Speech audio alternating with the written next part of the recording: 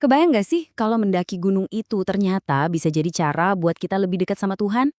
Nah, hari ini kita bakal ngebahas sebuah pendekatan pendidikan yang unik banget, yang mengubah alam bebas jadi semacam ruang kelas raksasa buat ngebentuk karakter dan iman. Yuk kita lihat bareng-bareng gimana sebuah petualangan bisa ngebentuk jiwa. Ini nih, pertanyaan besarnya. Gimana ceritanya tantangan fisik di alam liar justru bisa jadi pupuk buat iman dan akhlak kita? Ini bukan sekedar soal bertahan hidup di alam ya, tapi lebih dalam lagi, ini tentang menemukan kekuatan spiritual di dalamnya. Yuk, kita cari tahu jawabannya. Oke, biar kita semua dapat gambaran lengkapnya, kita bakal bagi pembahasan ini jadi 6 bagian. Kita mulai dari pengenalan umumnya, terus kita bedah satu persatu 3 jalur utamanya, dan di akhir kita simpulkan apa sih inti dan manfaat dari program ini secara keseluruhan. Program ini tuh kerennya, nggak pakai sistem satu untuk semua. Intinya, ada 3 jalur unik yang bisa dipilih.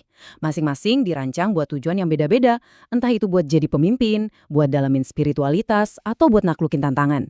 Nah, apa aja bedanya? Mari kita lihat. Nah, di sini kita bisa lihat ringkasannya. Jelas banget kan bedanya? Ada jalur kepemimpinan yang fokusnya ke karakter.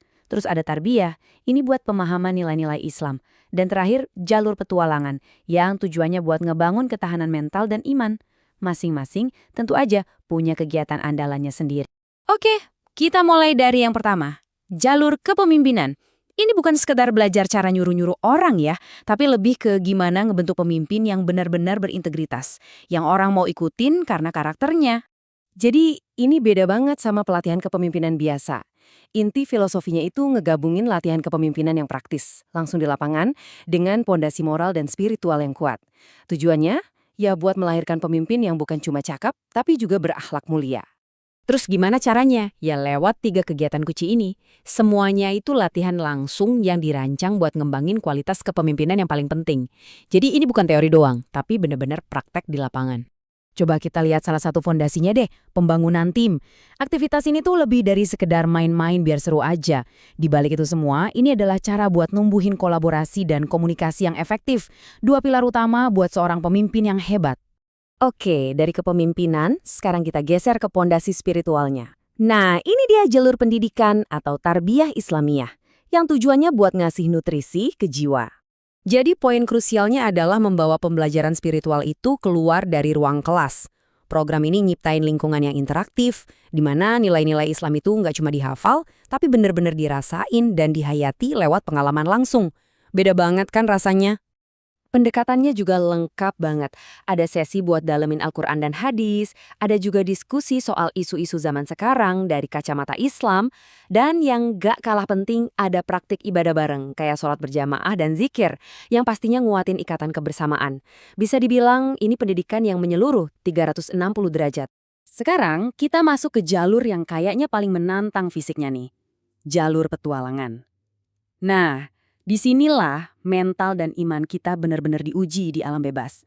Jadi gini, tantangan fisik di sini kayak capeknya mendaki atau dinginnya malam, itu jadi semacam gambaran atau metafora buat tantangan hidup. Tujuannya ya untuk nyambungin antara sulitnya fisik dengan gimana kita ngebangun kekuatan batin, kegigihan, dan pastinya rasa bergantung sama Tuhan. Setiap petualangannya itu jadi pelajaran. Waktu hiking, mereka belajar apa itu sabar. Waktu berkemah di tengah alam, mereka belajar apa itu tawakal. Dan dari semua proses itu, keimanan mereka jadi makin kuat. Jadi, aktivitas dan nilai itu benar-benar nyatu, nggak bisa dipisahin. Kita udah lihat 3 jalur yang beda-beda tadi ya. Tapi, kira-kira apa sih benang merah yang nyatuin semuanya? Nah, sekarang kita bakal lihat pilar-pilar inti yang jadi fondasi dari semua jalur ini. Ini dia 4 pilar utamanya.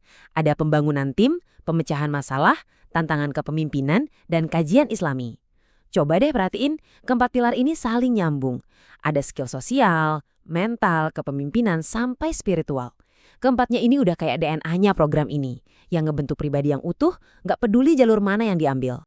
Nah, di sini kita lihat perbandingan 2 pilar penting. Di satu sisi, ada pemecahan masalah, ini buat ngasah skill praktis ngadepin tantangan.